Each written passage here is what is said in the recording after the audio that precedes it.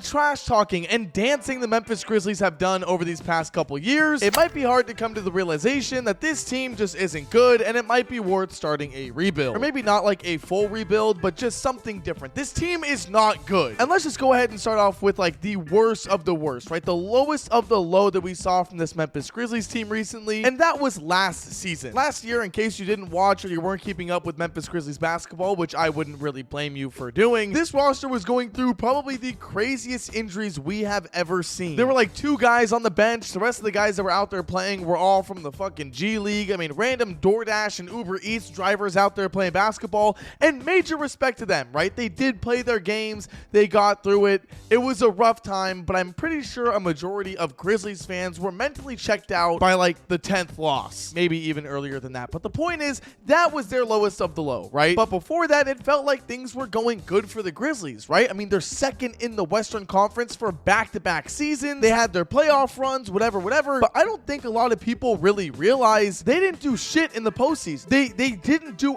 anything at all. The first year under the John Morant era of this team, and they went to the playoffs, was against the Utah Jazz. The Utah Jazz, this is back when they had Donovan Mitchell, Rudy Gobert. It was also a weird little time because it was post-COVID. It was a very weird time. Okay, they're a young team. This is their first time in the postseason. Whatever, they lose in the first round. Nothing too crazy, right? Not that big of a deal. Then the next season, they come back and John Morant's playing his game, whatever. They go up against the Minnesota Timberwolves in the first round, who, to be honest, are kind of playing like the same role the Grizzlies had the year before, where it's the Timberwolves' first time in the playoffs with Anthony Edwards and Cat and all these guys, like the new look Minnesota Timberwolves team, their first time as well. So the Memphis Grizzlies come out and take the first round, 4-2 in the series. And who do they see in the second round? The almighty Golden State Warriors. Now, this is where it kind of comes up to your own evaluation and your own opinion on this team to think whether or not they would have had a successful, playoff run in this year if things didn't happen in this series, because John Morant did get hurt. He got hurt in this series and wasn't able to finish it out, and that is something that, like I said, you can think to yourself, if John Morant was fully healthy, would they have been able to make it through this series and, go and make maybe the NBA Finals, whatever it is? Me personally, by the time John Morant got injured, they were already down 2-1, and they lost the game that John Morant was injured in and came back later on. I don't think he would have been the difference maker in this series. I really don't think so. Also, it should be known, this is the same Golden State Warriors team that went on to literally win the championship. So I don't even think if they had John Morant, they would have been able to win anything. But you have to remember, around this time, this is where we see the Grizzlies really turn into this like villain in the Western Conference, right? John Morant, I'm fine in the West. There's no competition out here. They're hitting the gritty on everybody. Dylan Brooks is the most hated man in the entire league. This is where we really started to see this conversation of like, this could be the next dynasty. I mean, there were weird talks about that coming mainly from Grizzlies fans. And what happens the year after, ladies and gentlemen? What happens? They match up against the LA Lakers in the first round, and they get their backs blown out. Another 4-2 loss in this series. And after that, we then have the nightmare season I mentioned earlier. Here we are today, the OKC Thunder series. Now, I don't want to even talk about this series too much because I don't want people to think that I'm overreacting off of this one, and this matchup between the OKC Thunder and Grizzlies is the reason why I think they should move on from John Morant, or why I think they should move on from Jaren Jackson Jr. and start a rebuild. This series has nothing to do with it. Obviously, them losing in the playoffs is a bit of a problem, but them getting completely destroyed by the OKC Thunder is not shocking. That's not news. We all expected and we all knew the OKC Thunder was going to dominate this series, but that is what we're looking at with this Memphis Grizzlies team, okay? Barely any playoff success whatsoever. Yeah, they've made it 3 out of the 4 years, with the, the 1 year that they missed being a large injury gap, but for a team that has done nothing but talk shit, nothing but dance on opponents and say that they're the best team in the West, and had 2, back-to-back second place in the Western Conference, they have done nothing at all. And you might be thinking, okay, yeah, they've been unlucky in the playoffs, so they haven't made the big run that we've been expecting. Why should they rebuild? Why should they trade John Morant? This team is good without him. Like, there have been so many moments throughout the various reasons as to why John Morant wasn't playing in games, right? Because that's another thing as well. He is not a reliable player. You will never see in your entire life a John Morant season where he plays over, maybe call it 75 games. We will never see it. He's either injured, or he's suspended for some reason. Like, there have been too many problems with Ja Morant this, in his career overall, where it's just like, you will never see him out on the floor. But when he's not playing the game, when he is not playing with his roster, the team is still good with Scottie Pippen Jr. running the floor. The team, they're still winning games. Yeah, they're not,